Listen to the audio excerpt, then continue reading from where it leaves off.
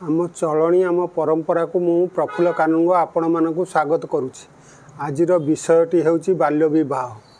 बाल्य विवाह कहले अप्राप्त वयस्क युवक युवती विवाह को बुझाई थाए। जातिसंघ शिशु अधिकार संधि अनुजाई 18 वर्ष रु कम बयसर व्यक्ति को शिशु बोली कहुई थाए। भारत में महिला सर्वनिम्न विवाह बयस 18 और पुरुषों विवाह बयस 21 निर्धारित होईछि। याठारु कम बयस संपन्न होउतिबा विवाह को बाल्य विवाह कहुए। एथिप्रति दंडर विधान रही। आग काल रे बाल्य विवाह प्रचलित थिला। एथिपाई अनेक कारण दायी। प्रमुख कारण गुड़िक है शिक्षार अभाव, दारिद्रता, लिंगगत वैषम्य, सामाजिक कुसंस्कार और सचेतनतार अभाव। समाज रे शिक्षार हार कम थिला। पुरुष तुलन में महिला माने खूब कम शिक्षा ग्रहण करुथिले। अल्प बयस विवाह हेले कौन क्षति घटी थाए लोक मानकु जना नथिला। लोक मानकर आर्थिक अवस्था स्वच्छल नथिला। जदि जड़े लोक गोटिकरू अधिक झीर पिता हेउथिला से किपरि निज मुंडरू बोझ खसईदेव चिंतार थिला। सेथिपई अल्प बयस विवाह कराई दउथिला। जदि समाज रे लिंगगत वैषम्य रहुथिला, पुओ तुलन में झील संख्या अधिक थिला किंबा झील तुलन में पुओ संख्या अधिक थिला, तेबे बापा माँ माने झीलटीर विवाहर चंचल करई देउथिले। समाज रे कुसंस्कार भरी रहिथिला। लोक मानक मध्यरे विश्वास थिला ऋतुवती झील घरे रहिले बापा माँ माने नरकरे पड़िबे। सेतिपई झील ऋतुवती हेबा पूर्वरु विवाह कराई देउथिले।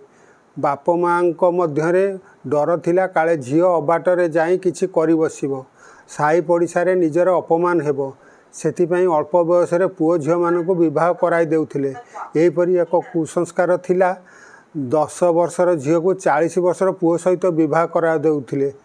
कुहा जाउथिला बर 40 कन्या दशा। समाज रे सचेतनतार अभाव थिला। अल्प बयस विवाह करने द्वारा कोमलमती शिशु उपरे संसारर भार बढ़ी जाउथिला।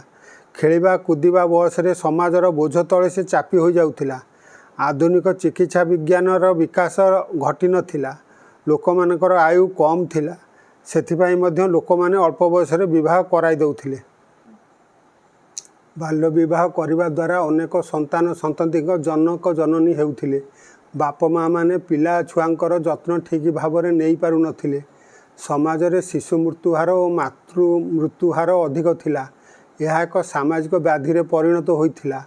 19 शताब्दी रे राजा राममोहन राय, ईश्वर चंद्र विद्यासागर और महर्षि दयानंद सरस्वती परी समाज संस्कारक माने यही कुप्रथा विरुद्ध रे जनमत सृष्टि कले।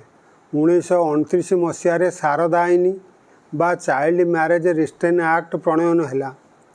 परवर्ती काल रे 2006 मसीह prohibition of child marriage act बा बाल्य विवाह निषेध आईन 2006 प्रणयन है। यही आईन उल्लंघन कले कठोर दंडर व्यवस्था प्रावधान रहिला। यही सब आईन बल केतेकांश बाल्य विवाह को रोका जाई पारिला। जदिओ काँ भाँ केउठी बाल्य विवाह हैला ताकू रोकिया पाई चाइल्ड वेलफेयर कमिशन मान राज्य तथा देश में काम करुछि। यही व्याधि को संपूर्ण निराकरण पर्यंत समाजसेवी और सरकारी संस्था माने ए दिगरे कार्य करिबा उचित। जय जगन्नाथ।